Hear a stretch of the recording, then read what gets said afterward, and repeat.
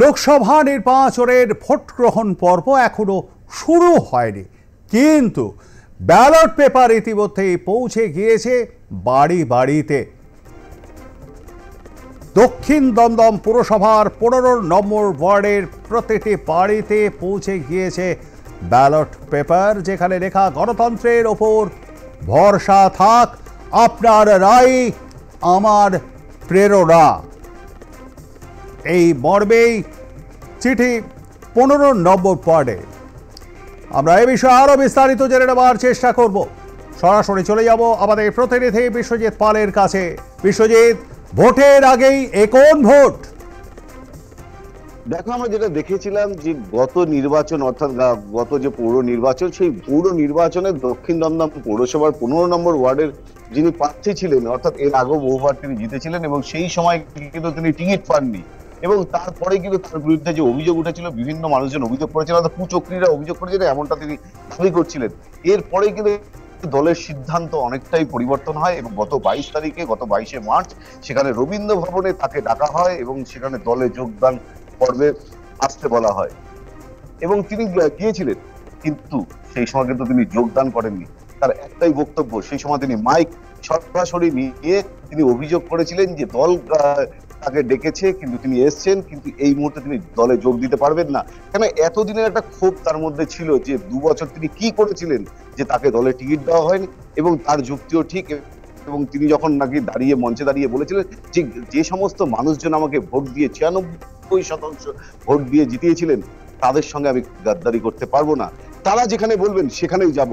এবং তারপরেই সিদ্ধান্ত নেওয়া হয় এবং তিনি সিদ্ধান্ত নেন যে এলাকার মানুষের সাথে কথা বলবেন, কথা বলার পরেই সিদ্ধান্ত নেবেন তিনি তৃণমূলে যাবেন কি যাবেন না।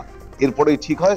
এই যে লোকসভা ভোট, আসন্ন লোকসভা ভোটের আগেই কিন্তু বাড়ি বাড়ি পৌঁছে দিলেন ব্যালট পেপার, এবং সেখানে ব্যালট পেপারে কি কি উল্লেখ করা রয়েছে সেটা অবশ্যই জানবো। সরাসরি যিনি প্রার্থী হয়েছেন, ছিলেন প্রার্থী, এবং তার কাছেই জানবো। এবং 15 নম্বর ওয়ার্ডের নির্দল প্রার্থী দেবাশিস ব্যানার্জি, তার হাতেই দেখা যাচ্ছে একটি ব্যালট পেপার, এবং সেই ব্যালট পেপারের ভেতরটা আগে দেখানো করবো।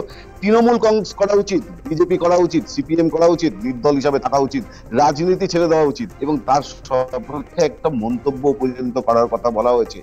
এবং সেটা বাড়ি বাড়ি কাউন্সিলরের অনুগামীরা যারা রয়েছেন, অর্থাৎ নির্দল প্রার্থীর যারা তার সঙ্গে রয়েছেন, তারাই কিন্তু প্রত্যেকটি বাড়ি বাড়ি পৌঁছে দিলেন এবং প্রত্যেকটি মোড়ে কিন্তু ব্যালট বাক্স রাখা হলো এবং সেখানে তাদের মনোনয়ন জমা দেবেন।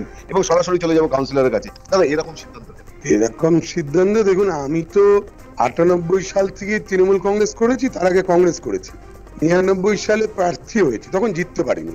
2015 সালে প্রার্থী করার পর, তৃণমূল কংগ্রেস আমার প্রার্থী করার পর সিআইসিও করে, এবং পরে অ্যাডমিনিস্ট্রেটরেও আমি ছিলাম। 2-3টে দপ্তর সামলেছি, এবং অতি উৎসাহে বলুন, আনন্দে বলুন, মাননীয় ব্রাত্য বসু, সৌগত রায় বিভিন্ন সময় বিভিন্ন ওপেন মঞ্চে বলেছে যে দেবাশিস ব্যানার্জি যেভাবে কাজ করছে, ওকে চেয়ারম্যান করা উচিত পরবর্তী ক্ষেত্রে। তখন হয়তো দলের কিছু লোক সেইটা সেইভাবে নিতে পারেনি। এটা তো নিজেদের মধ্যে একটা কম্পিটিশন থাকে, বোঝেন তো। কিন্তু পরবর্তী ক্ষেত্রে আমি খুব অবাক হলাম, 2021-এ বুক চিতিয়ে লড়াই করলাম, 2022-এ আমার টিকিট আটকে দেওয়া হলো, বললো আমার বিরুদ্ধে অভিযোগ আছে। তা আমি বললাম, আমার বিরুদ্ধে অভিযোগ থাকলে একটা দেখাও। মাননীয় পার্থ চট্টোপাধ্যায় তিনি বললেন, মহাসচিব, যে অভিযোগ আছে। তো বললাম দেখাও। তো বলছে দেখাতে পারবো না, লিখিত কোনো অভিযোগ নেই। বললাম হঠাৎ নির্বাচনের সময় কেন? মানে মূল উদ্দেশ্য আমি বুঝলাম, আমিও তো রাজনীতি করি, মূল উদ্দেশ্য বুঝলাম যে আমার ওই যে কেউ বলেছে চেয়ারম্যান হবে, কেউ বলেছে অমুক হবে তমুক হবে, আমি কিন্তু দলের কাছে কিছু ডিমান্ড করিনি বা নেতাদের কাছে কিছু বলিনি। ওনারা বলেছে, কেন বলেছে সেটাও আমি বুঝি। যে এইগুলো ছিল সিপিএম এর এলাকা। এইখানে 39টা ওয়ার্ড দমদম বিধানসভায়, আমাদের ওয়ার্ডে ব্রাত্য বসু হাইয়েস্ট ভোটে যেতে, আমাদের ওয়ার্ডে সৌগত রায় হাইয়েস্ট ভোটে যেতে। 2019-এও আপনি রেজাল্ট দেখবেন 1458, আমার 5500 ভোটার। তখন আমায় বললো যে তোমার বউ প্রার্থী হতে পারে, মানে তাহলে আমার ওই পদগুলো থাকার কোনো হচ্ছে না, আসবে না। তো খুব বুদ্ধি করে বললো তোমার বউ প্রার্থী হতে পারে। আমি বললাম যে না, আমার বউ তো তাহলে একই দুর্নীতিতে জড়িত, আমি যদি দুর্নীতির সাথে থাকি, আপনি আমার দুর্নীতির প্রমাণ দিন। তাহলে আমি এলাকার মানুষকে ডাকলাম। এলাকার মানুষ সবচেয়ে বেশি জানবে, পার্থ অত দূর থেকে জানবে না। যে অন্যান্য কাউন্সিলর যারা নির্দল থেকে দলে আসার চেষ্টা করছে, বিভিন্ন সময় আমরা দেখি যে নির্দল থেকে দলে কিন্তু আপনাকে তো দলে যোগ দেওয়ার চেষ্টা করেছিল এবং বারবার করে ডেকে পাঠানো হয়েছে, তা সত্ত্বেও আপনি যোগদান দেননি, কেন এটা?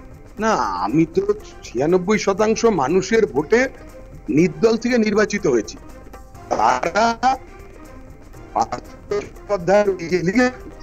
প্রতিষ্ঠাত করে দিয়েছে 96% মানুষ। সেখানে তৃণমূলের প্রার্থী ছিল, কংগ্রেস, সিপিএম ছিল, বিজেপি ছিল, তাদের সবার জামান আমি। তারপরেও কিন্তু পার্টি বা তৃণমূল কংগ্রেসের সাথে আমি ওতপ্রোতভাবে জড়িত ছিলাম, এই 2 বছরেও জড়িত ছিলাম। কিন্তু রবীন্দ্র ভবনে আচমকা আমাকে ফ্ল্যাগ ধরতে বলা, তখন আমি একটু আপত্তি করি। আমি বলি যে এই ফ্ল্যাগ আমায় এখনই আমি ধরতে পারবো না, আমায় এলাকার মানুষের মতামত নিতে হবে। কেননা 10% মানুষও মনে করতে পারে যে আমরা তোমার পাশে থাকলাম, তুমি আমাদের না জিজ্ঞেস করে আবার দল যেই ডাকলো তোমার কি পদ দেবে এ দেবে তুমি চলে গেলে। তা আমার মনে হচ্ছে এই দায়বদ্ধতা থেকে যে আমার এলাকায় ব্যালট পেপার পৌঁছে দেওয়া উচিত এই 5,500 মানুষের কাছে, তাদের মতামত নেওয়া উচিত যে আমার এখন কি করা উচিত।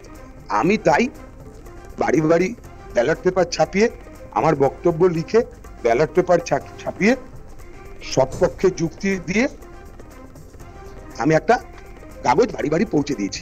তারা ভোট ব্যালট বক্সে ফেলবে, তাদের কোনো মানুষ লেখে এখানে বেশিরভাগ সংখ্যায় দেখা যায় যে নির্দলের থেকে যাওয়ার কথা বলছে বা অন্য দলে যাওয়ার কথা বলছে বা দল ছেড়ে দেওয়ার কথা বলছে, সেক্ষেত্রে আপনার কি সিদ্ধান্ত? আমার ওইটা যা সবাই মিলে যেটা বলবে তার জন্য আমরা একটা নির্বাচক মন্ডলী তৈরি করেছি, একটা পর্যালোচনা কমিটি তৈরি করেছি। তার মধ্যে সিপিএম এর লোক আছে, কংগ্রেসের লোক আছে, বিজেপির লোক আছে, তৃণমূল কংগ্রেসের লোক আছে এবং সাধারণ এলাকার কিছু মানুষ আছে। তাদের 12 জনকে দিয়ে আমি একটা কমিটি করেছি।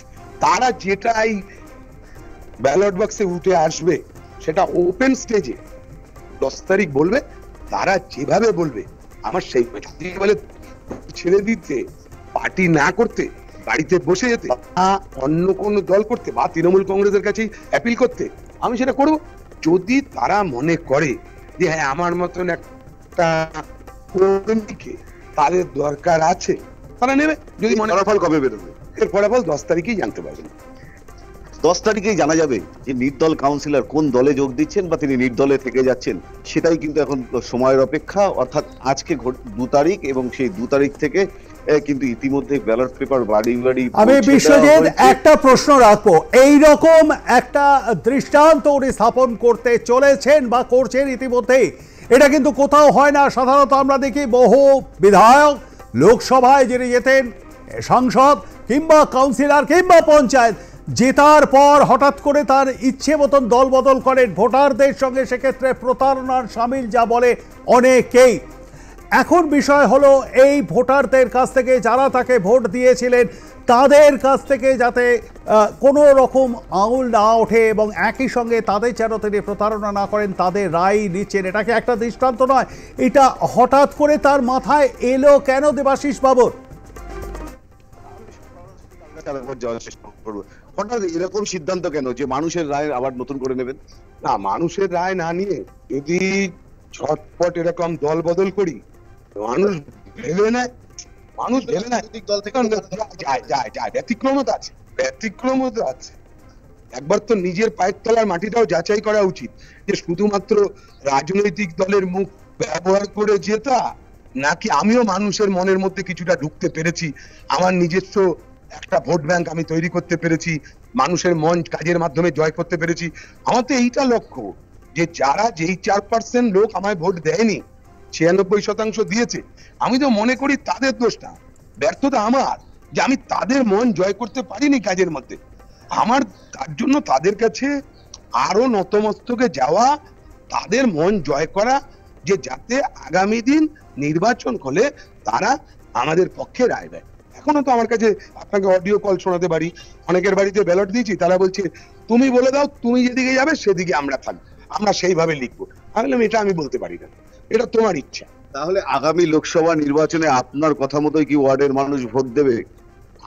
দেখুন, আমার কথা মতো মানুষ ভোট দেয় এটা আমি বলবো না, কিন্তু আমি বলতে পারি যে আমার কর্মকাণ্ডে, আমার কাজকর্মে মানুষ যে খুশি, আর এটা আমার না বলে আমার মনে হয় আমাদের বলাটা ভালো হয়। কেননা আমি কিন্তু একা কাজ করি না, আমরা কিন্তু সবাই মিলে একসাথে এলাকার বয়োজ্যেষ্ঠরা, মহিলারা, পুরুষরা, ক্লাবগুলো, প্রত্যেকটা মানুষ মিলে তারপর কাজ করি। আমি তো বলবো যারা দেবাশিস ব্যানার্জির সাথে রয়েছেন তারা কি বলছেন দেবাশিস ব্যানার্জির এই উদ্যোগ কিভাবে দেখেন? ভালো উদ্যোগ, তার কারণ হচ্ছে মানুষের মতামতটাকে যাচাই করে নেওয়াটা তো খুব জরুরি না? মানুষ কি বলছে, ওয়ার্ডের মানুষ কতটা তার সঙ্গে রয়েছে, তার পক্ষে রয়েছে, বা তার আগামী দিনে কিভাবে রাজনীতি করা উচিত বা আদেও রাজনীতিতে থাকা উচিত কিনা, সেটাও তো জানার একটা প্রয়োজন আছে এক্ষেত্রে। মানুষের সিদ্ধান্ত মেনে নেবেন? একদম, মানুষের সিদ্ধান্তই তো সবসময় মেনে নেওয়া উচিত। মানুষের সিদ্ধান্ত ছাড়া তো, যখন আমরা রাজনীতি করতে এসেছি, গণতন্ত্রেই তো ভরসা থাকা উচিত। আপনারা যখন ব্যালট দিচ্ছেন তখন কি বলছে? মানুষকে বলছি যে আপনাদের যেটা মনে হচ্ছে আপনারা সরাসরি সেইটাই লিখবেন, বা সেখানে আপনারা মন্তব্যে লিখবেন।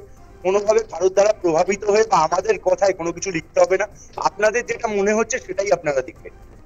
শুনতে পেলে ববির যে সমস্ত মানুষজনের বাড়িতে তারা পৌঁছে যাচ্ছেন তাদেরকে একটাই কথা বলছেন, আপনারা যেটা ভালো বুঝবেন সেটাই করবেন এবং ব্যালটে যা লিখবেন সেটাই শিরোধার্য হবে এবং সেটা 10 তারিখে, আগামী 10 তারিখ, সেই 10 তারিখে কিন্তু মঞ্চে দাঁড়িয়ে সিদ্ধান্ত নেওয়া হবে তিনি কোন দিকে যাবেন। অর্থাৎ সাধারণ মানুষের যে জনমত, সেই জনমত অনুযায়ী কাউন্সিলর, এই জনমতের উপরে নির্ভর করছে দেবাশিস বন্দ্যোপাধ্যায় অর্থাৎ দক্ষিণ দমদম পুরসভা 15 নম্বর ওয়ার্ডের কাউন্সিলর, তার রাজনৈতিক ভবিষ্যৎ।